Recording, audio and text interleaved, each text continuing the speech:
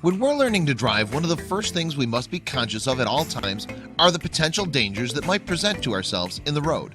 Sadly, in April 2014, Ann Sanford succumbed to one of those dangers, which led to her death when her car crashed in High Point, North Carolina. During the investigation, police found the key to explain her death in the most unexpected place: Facebook. Ann Sanford was born on December 15, 1981, in the city of Charlotte in North Carolina. She was a true academic prodigy. After she graduated from West Forsyth High School, she attended the Western Carolina University and the University of North Carolina at Greensboro. And after that, she picked several degrees from the Independence University and Kaiser University. After having achieved several academic degrees, she went off to work at High Point's Bethlehem Medical Center as a certified medical assistant. While she remained single, the 32-year-old was not lonely. She was part of a very big and loving family, including her parents, 2 brothers, 2 nephews, and a significant number of aunts, uncles, and cousins. Sadly, April 2014 would be a very tragic month for all of them. On the morning of April 24th, while Ann was driving down the Business 85 interstate in High Point, her car suddenly swerved over the median line and collided head-on against a recycling truck, resulting in both vehicles coming off the highway, the truck striking a tree. The driver of the truck, a 73-year-old man, miraculously came out of the accident unharmed. However, the same could not be said of Ann Sanford, who died at the scene. Her car burst into flames as it went off the interstate. There was nothing that could be done to save her, even when the emergency services had arrived. Police investigations concluded that the accident wasn't caused by overspeeding, drinking, or drug use on Sanford's part. The research the information did turn up some information of vital importance for solving the case. Friends and family reported that Ann had written a Facebook post very close to the time of the collision.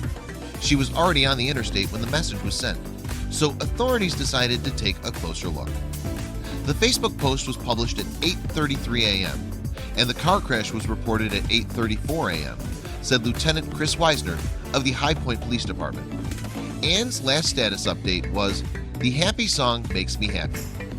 Police also discovered that she had posted several selfies online while she was driving down the Business 85 interstate. In a matter of seconds, a life was over just so she could notify some friends she was happy. Within seconds after that, her life is over. "It's surely not worth it," continued to say Weisner after the shocking discovery. The song that made her update her status, causing the accident that cost her life, was the Oscar-nominated #1 hit "Happy" by Pharrell Williams. "We've all seen the public service ads, whether it's on YouTube or wherever," Weisner told Fox 8. "You know these graphic advertisements showing what happens when you text and drive? This yesterday was real life." Weisner suggested that although it was a terrible accident, it could serve as a grim reminder for everyone that usually text and drive. "We never think that these things can happen to us, but in an instant, everything can change. All it takes is to get your sight off the road for a few seconds to become a victim of yourself." As sad as it is, it's a grim reminder for everyone, the police officer said. You have to pay attention while you're in the car. Moreover, these circumstances behind the tragic accident also opened the eyes of Lieutenant Weisner, who said, "I have 3 boys at home, 2 who drive," he told Fox 8. "You know they text and drive, and you know we've all been guilty of it. It brings home the realization that it's not worth it." Ann Sanford's tragic story was picked up by lots of news outlets across the world, and online reactions were sometimes even harsh on Ann's memory. People all over the world started criticizing her decision of texting while driving, and especially for doing so on an interstate highway. "My #1 priority while driving is keeping focused and my eyes on the road. If the phone rings, I let it ring. Nothing's more important than my life, my passengers' lives, or anyone who's on the road with me. If you have to, put your phone in the trunk. It's not worth it."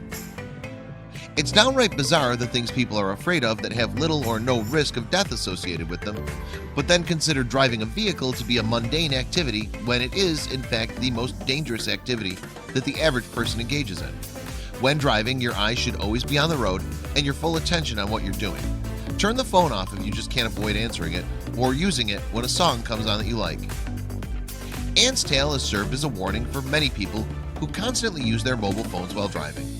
Luckily, the story will continue to spread, hopefully saving as many lives as possible.